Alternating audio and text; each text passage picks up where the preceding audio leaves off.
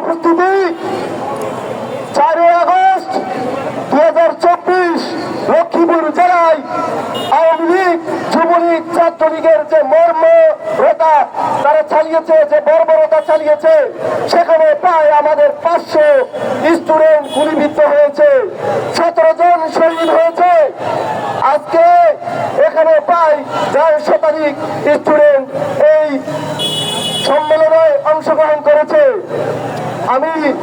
আমি জানাতে চাই, আমি বলতে চাই, এই বৈষম্য বিরোধী ছাত্র আন্দোলনের মধ্য দিয়ে যে সকল রাজনৈতিক দলগুলো আমাদের দেশে আছেন, বিশেষ করে বাংলাদেশ জাতীয়তাবাদী দল বিএনপি, জামায়াতে ইসলামী সহ আরো অন্যান্য যেসব দল আছেন, সবাই ভুক্তভোগী হয়েছেন। সবারই সদস্য কম বেশি এখানে আছে। আপনাদের এই আন্দোলনের মাধ্যমে আপনাদের বিএনপির অসংখ্য লোক কারা মুক্তি হয়েছেন, জামায়াতে ইসলামী সনদপত্র ফিরিয়ে পেয়েছেন। আপনারা কথা বলতে দেন, আপনারা আপনাদের রায় বুঝে পাচ্ছেন।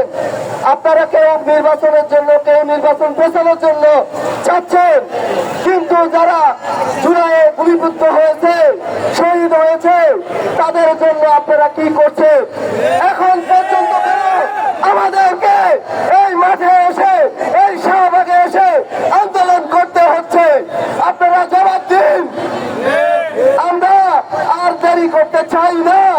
আমরা বলতে চাই, আমরা অনতিবিলম্বে আগামী 24 ঘন্টার মধ্য দিয়ে আমরা জুলাই সনদপত্র ঘোষণা এবং জুলাই সনদ